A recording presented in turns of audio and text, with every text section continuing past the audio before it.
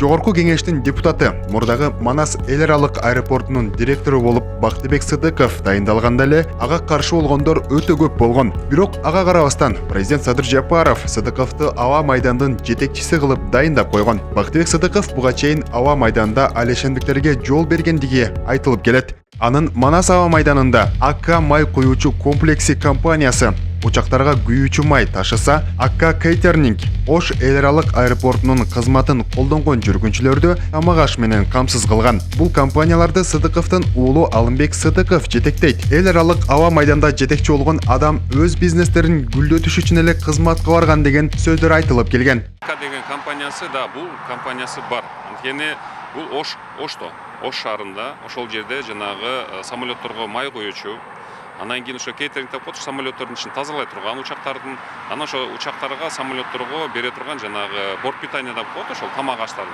Ошолордун баары бүгүнкү күндө ошол кишинин компаниясы.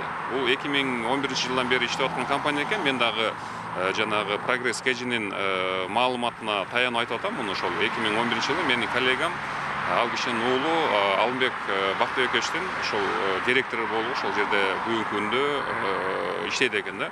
Бактыбек Сыдыков Манас аэропортунда иштеп турган учурда кызмат абалынан кыянаттык менен пайдаланып, Манас эл аралык аба майданына Алам сервис компаниясын түзүп, ал аркылуу мыйзамсыз күйүүчү май сатып, өзүнүн компаниясы аркылуу жылына 180 миллион сом акча каражатын алып турган. Ага карата коррупция беренеси менен кылмыш иши козголгон. Бирок Бактыбек Сыдыков судан кургак чыгып, эч кандай жазага тартылган эмес. Козголгон Бактыбек Сыдыковго.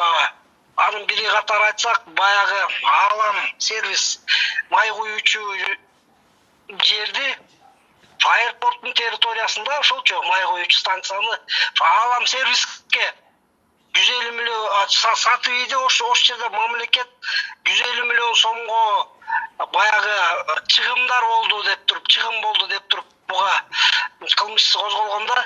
Иллюстрация боюнча көптөгөн жаштар демил көтөрүп чыкты, сиздин пикириңиз?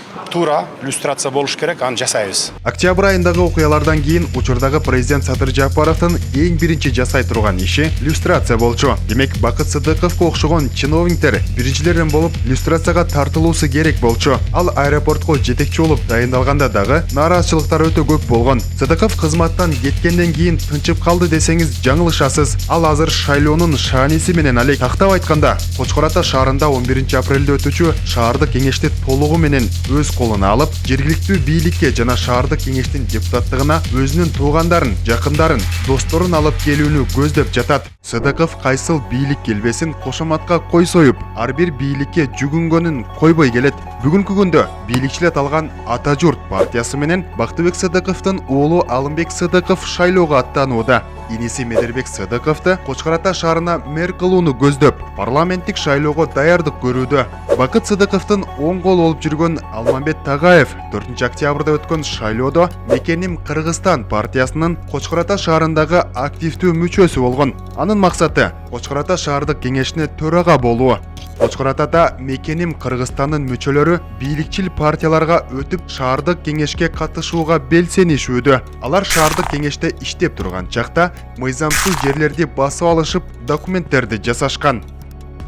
Сыдыков Нокен району боюнча координатор кылып, өзүнүн көздөй адамы Анарбек Камбаровду койгон. Майлуу шаары боюнча координатор кылып, жакын адамы Жалал-Абадтын мурдагы губернатору Кыянбек Сатыбалдиев дайындалган. Кыянбек Сатыбалдиев парламенттик шайлоодо Мекеним Кыргызстан партиясынын тизмесинде болгон. Кочкор Ата шаардык кеңешине алдыңкы талапкерлердин бири катары Кудайберди Сатыбалдиев да бар. Ал Кыянбек Сатыбалдиевдин бир тууган иниси болуп саналат.